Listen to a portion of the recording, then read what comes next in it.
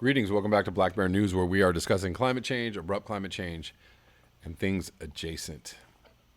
And I've been, where did this go? I meant to read this in the last video. I've been meaning to read this for a while. This is a really cool little poem from the Going South channel from Torstein. Awaiting the cryosphere report. Awaiting the cryosphere report, due out in September.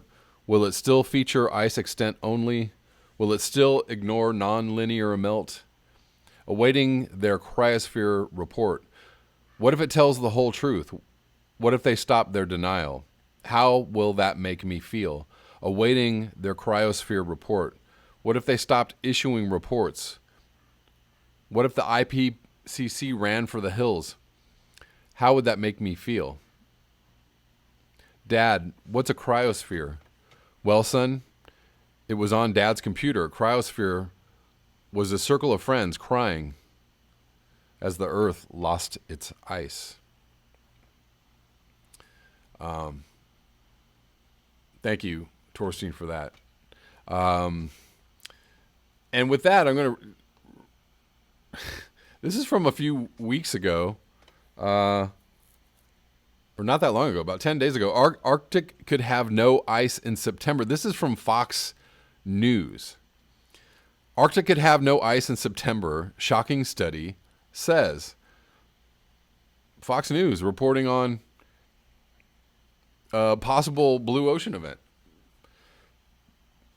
And the world just keeps getting wilder. A shocking new study says that the sea ice in the Arctic could completely disappear through September each summer if average global temperatures increase by as little as 2 degrees Celsius and climate conditions continue to worsen.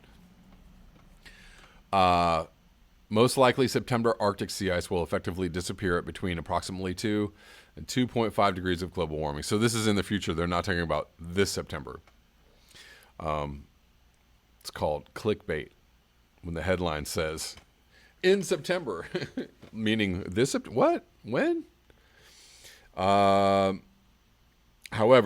they're saying 2 to 2.5 degrees and everybody thinks that we're not even at 1.5 yet. But the fact that Fox News is printing this article is fairly significant, I guess, They're getting some straight dope about the fact that we're losing our Arctic ice. September usually is the month that sees the least amount of ice in the Arctic and is being used as a measure because it's the transition period between summer and winter. Ice recedes from June to September, and then in September it begins to grow again in a seasonal cycle. We all know this. A lack of summer sea ice is a great concern for Arctic wildlife, such as polar bears and seals. So this was actually... I think this was reprinted, abstract of a study published in Nature Communications. So they're linking to journal publications, journal articles.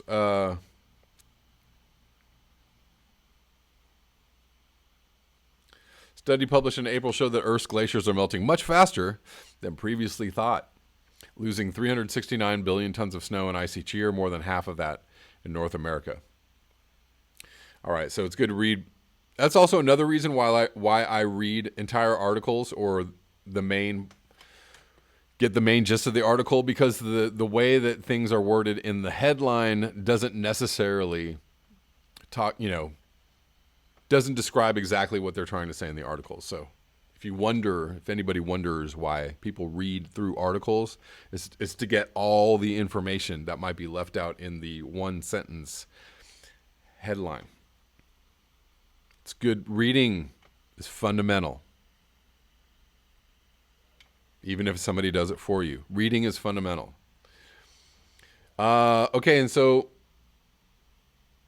this is from a few days ago, but fairly big news. So I'm confused, and I don't know if you all are confused. I'm confused about the fact that we're having a climate town hall on September 4th, including most of the candidates, excluding Tulsi Gabbard right now, glaringly excluding Tulsi Gabbard. and almost excluded Kamala Harris, which would have been great. I kind of wish he would have just stayed her butt in the Hamptons or whatever, wherever she was going to go. Yeah, so they're having this climate town hall, but they're saying the DNC is saying, so Democratic National Committee votes down climate debate. So they don't want to have a climate debate, but they will have a town hall. I don't know what that means or how that's working. So the town hall, I guess, means they're just going to talk about climate change, which is great. I think maybe the debate pits certain ideas. It basically pits the policy platforms of each of the candidates. So if you don't look good on climate and nobody looks as good as Bernie Sanders, so sorry. Bernie Sanders right now is the man and is on fire and has the most comprehensive, far-reaching climate plan of any of the candidates. So if if climate is high on your list of priorities, then you must be voting for Bernie Sanders. You have to. You can't just be like, put Bernie bros. Whatever. If your priority is the economy over the climate, you might be a dumbass. If your priority is anything else over the climate, you might be a dumbass. But, I'd put other things being a bigger priority, like, Medicare and,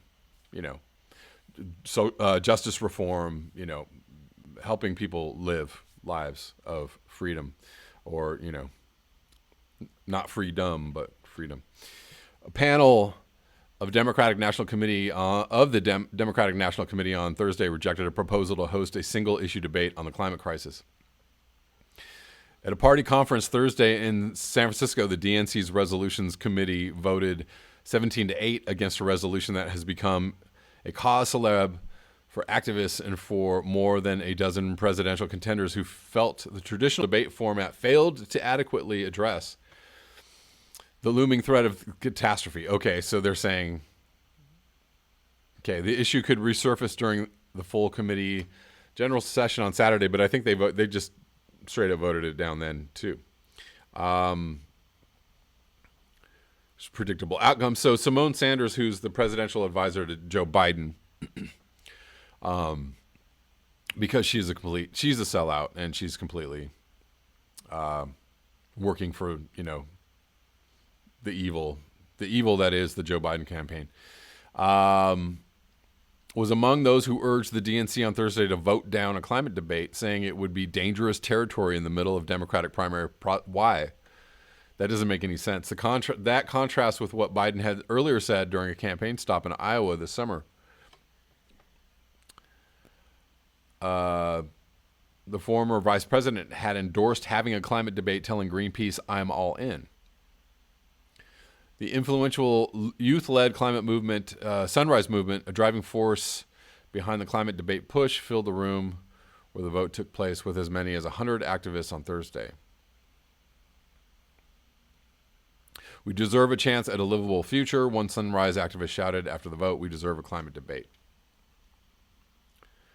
The nonprofit vowed to hold protests over the next day, intended to shame the DNC for voting down the measure. At the same time, it applauded the committee's vote to advance a resolution reversing a ban on 2020 candidates participating alongside one another at climate forums not sanctioned by the DNC. So I guess the DNC, I guess that's good. Climate change was virtually ignored in the 2016 presidential election. Because it wasn't a big part of anybody's policy platforms, and it was all about, oh my God, Trump and Hillary, and oh my God, and Had Bernie Sanders been the nominee, it definitely would have been on some platform somewhere, something would have been said about it. But they definitely did a good job of keeping climate change as a non-issue. And now all of a sudden it's a huge issue. Great. In October 2018, the United Nations issued a dire report that projected warming beyond 1.5 degrees Celsius. Lots of other studies have come out saying we have 12 years or 5 years. Prince Charles, 18 months. We have a very limited amount of time to deal with this problem. And yet, the presidential election is a whole year away. Very limited amount of time. And apparently nothing's going to get done until, somebody with half a brain gets into office, and we don't know if even that is going to happen. So probably something else needs to happen besides presidential elections. I'm, fully all in with Bernie Sanders. He should absolutely be the nominee. He should absolutely win the presidency, et cetera, et cetera. But even with all of that said, something else should be happening beyond that.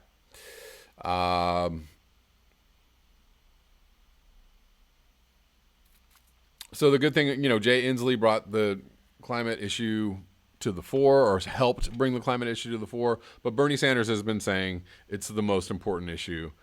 As far back as a year or two ago, I on Facebook or Twitter, he had many posts about this is a big issue. This is really important. So if there is another climate change presidential candidate, that's in the race or on the debate stage or in the, it would be Bernie Sanders. That is all I have for you in this video. Thank you so much for your eyes, your ears, and your conscience. If you would like to support this channel, you can do so at the links below. Until next time, peace.